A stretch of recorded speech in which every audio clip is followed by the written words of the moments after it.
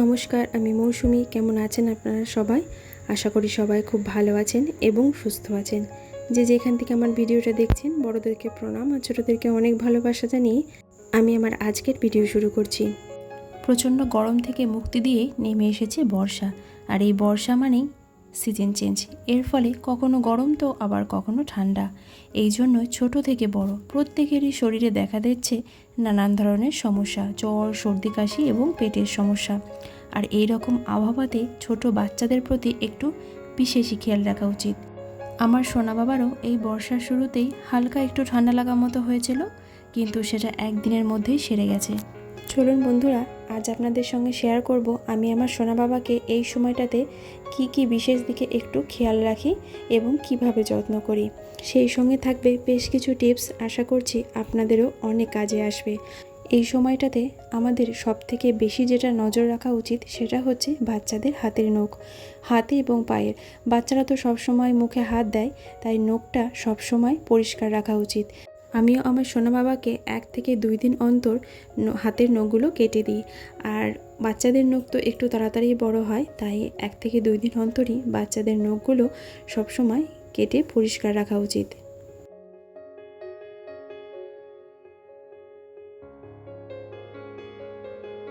বাচ্চারা তো সবসময় নিচে ঘোরাঘুরি করে, খেলা করে। আমার ছেলেও ঠিক সেই রকম, চারিদিকে সবসময় খেলা করে বেড়ায়, ঘরে বাইরে মেঝেতে বসে খেলে।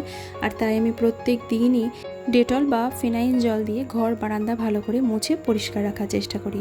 আর এই বর্ষাকালটা না, একটু বাতাসে আর্দ্রতা বেশি হয়, চারিদিকটা একটু স্যাঁতসেঁতে হয়ে থাকে সব সময়, ঘর বারান্দা সমস্ত কিছুই। এতে কি হয়, এতে জীবাণুটাও বেশি হয়।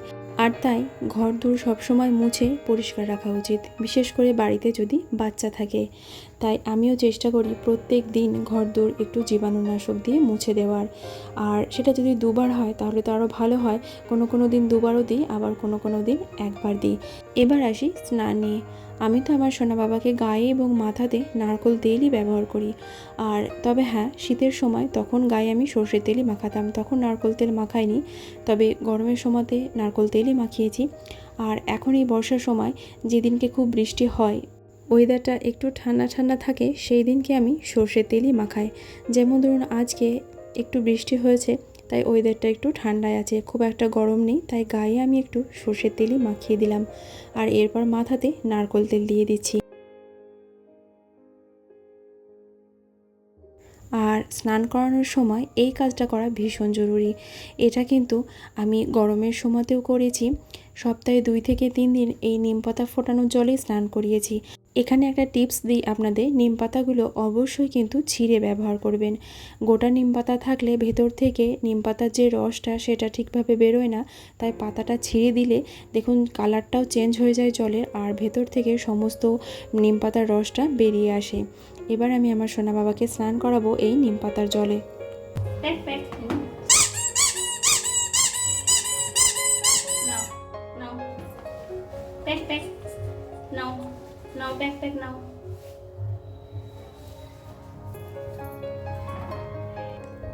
এই যে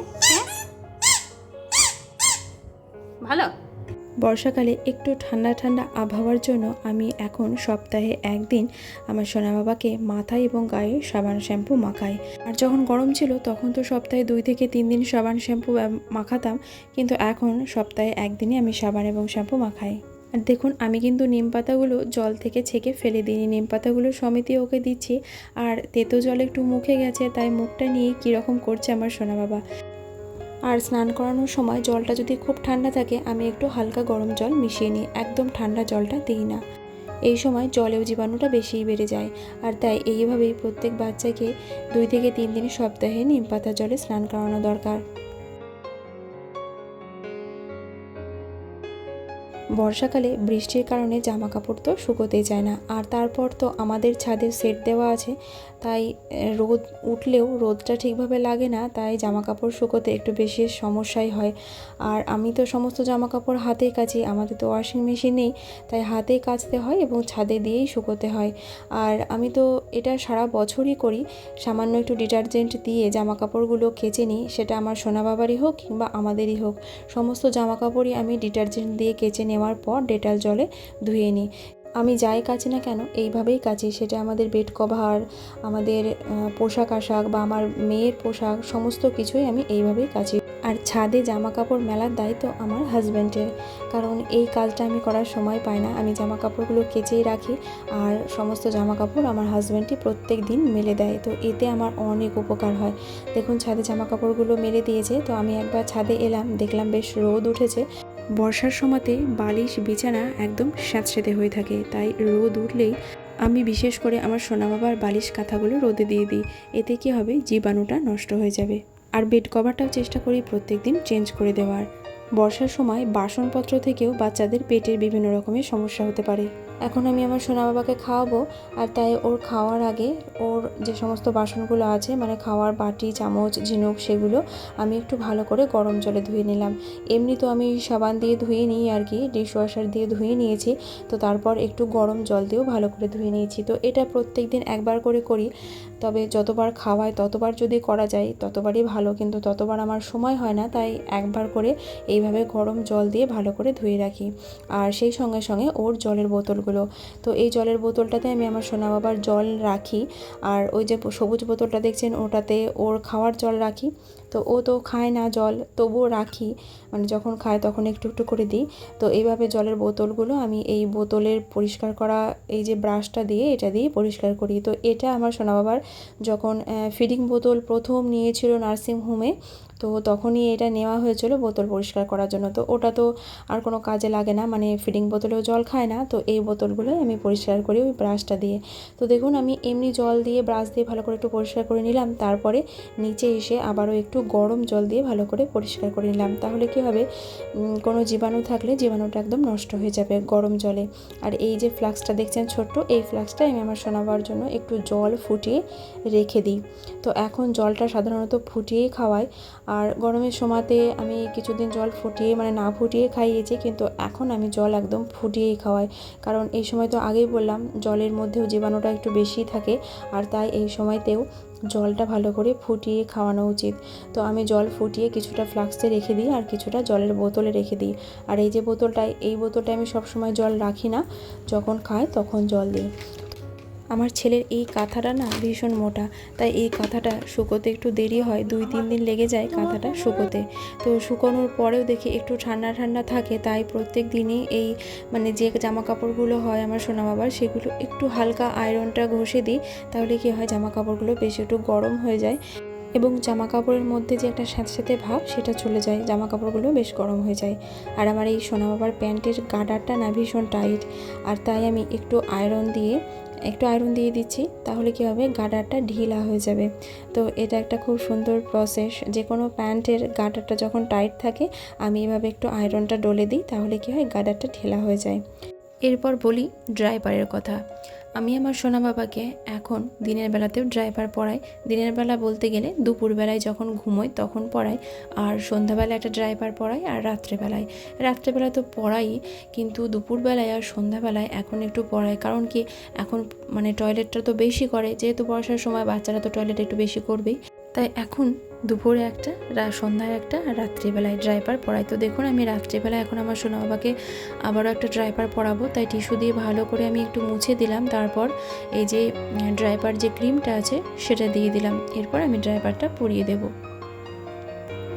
তো বন্ধুরা, যারা এখন আমার পরিবারে এসেছেন, আমাকে দেখছেন, তাদের কাছে আমার অনুরোধ, আমার এই চ্যানেলটি যদি আপনাদের সাবস্ক্রাইব করা না থাকে তাহলে অবশ্যই কিন্তু সাবস্ক্রাইব করে পাশে থাকা অল বেল বাটনটা প্রেস করে দেবেন, আর একটা কমেন্টে জানাবেন যে আমার এই ভিডিওটা কেমন লাগলো। আমি আমার সোনা বাবার জন্য যে ড্রাইপার লোশনটা ব্যবহার করি, এটা হচ্ছে ডার্মাডিউয়ের একটা ড্রাইপার লোশন। বাচ্চাদের ড্রাইপার পরানোর আগে অবশ্যই কিন্তু মনে করে যে কোনো ড্রাইপার লোশন ব্যবহার করা উচিত। আর বাচ্চারা যেহেতু হাত বারবার মুখে দেয়, তাই হাতটাও এই সময় বারবার করে মুছিয়ে দেওয়া বা ধুয়ে দেওয়া উচিত। আমিও চেষ্টা করি আমার সোনা বাবাকে সারাদিনে বারবার করে হাতটা একটু মুছিয়ে দেওয়ার, টিস্যু দিয়ে কিংবা হাতটা ধুইয়ে দেওয়ার, কারণ আমার সোনা বাবা তো হাতে সবসময় মুখে দেয়, মানে হাত মাটিতে দেয় আবার সেই হাত মুখে দেয়, তাই বারবারই চেষ্টা করি হাতটা ধুয়ে দেওয়ার বা মুছে দেওয়ার। আর এরপর দেখাবো একটা সিরাপ বানানো, যেটা আমার সোনা বাবার জন্য একদম ম্যাজিকের মতো কাজ করেছে। এটা হালকা ঠান্ডা ঠান্ডা লাগা, সর্দি, কাশি এইসবের ক্ষেত্রে ভীষণ উপকারী। আর এই সিরাপটা বানানোর জন্য আমি নিয়ে নিয়েছি 1 কাপ জল। তো জলটা আমি প্রথমে একটা প্যানে দিয়ে দিলাম, এর মধ্যে দিয়ে দিলাম 3টে গোলমরিচ আর তার সঙ্গে দিলাম কিছুটা তালমিছরি। এরপর দেব সামান্য একটু আদা কুচি। তো আদা কুচির পরিমাণটা একটু কমই রাখতে হবে, কারণ এতে ঝাল হয়ে যেতে পারে, মানে আদাটা বেশি পরিমাণে পড়ে গেলে ঝাল হয়ে যাবে আর বাচ্চাদের তাতে একটু ঝাঁঝ লাগতে পারে, তাই আদার পরিমাণটা একদম সামান্য দিয়েছি। এরপর এই জলটাকে ভালো করে ফুটিয়ে নেব। 10 থেকে 15 মিনিট এই জলটা ফুটিয়ে নিতে হবে। আর দেখুন তারপরে কালারটা কি সুন্দর চেঞ্জ হয়ে গেছে, মানে একদম একটা চায়ের মতো কালার চলে এসেছে। এবার এটাকে আমি ঠান্ডা করার জন্য রেখে দেব। দেখুন আমার এই জলটা ঠান্ডা হয়ে গেছে। এবার এর মধ্যে মিশিয়ে দেব 1 চামচ মতো মধু। প্রথমেই বললাম আমার সোনা বাবার এই বর্ষার শুরুতে হালকা একটু ঠান্ডা লাগার মতো হয়েছিল, তো এই সিরাপটা তখন একদম ম্যাজিকের মতো কাজ করেছে। এই সিরাপটা দিনে 2বার খাইয়ে একদিনের মধ্যে আমার সোনা বাবার সমস্ত ঠান্ডা লাগা ঠিক হয়ে গেছে। আর এই সিরাপটাতে শুধু যে বাচ্চাদের ঠান্ডা লাগায় কমে তা কিন্তু নয়, বাচ্চাদের ইমিউনিটি পাওয়ারটাও বাড়ায়। সপ্তাহে 2 দিন এইরকম একটু সিরাপ বানিয়ে খাওয়ালে বাচ্চাদের ইমিউনিটি পাওয়ারও বাড়বে এবং বাচ্চারা অনেক সুস্থ থাকবে। তাহলে বন্ধুরা চলুন আজকের মতো ভিডিওটা এখানেই শেষ করছি। সবাই ভালো থাকবেন, সুস্থ থাকবেন। দেখা হবে আগামীকাল আবারও একটা নতুন ভিডিওতে। আর আমার এই ভিডিওটা কেমন লাগলো অবশ্যই কিন্তু কমেন্ট করে জানাতে ভুলবেন না।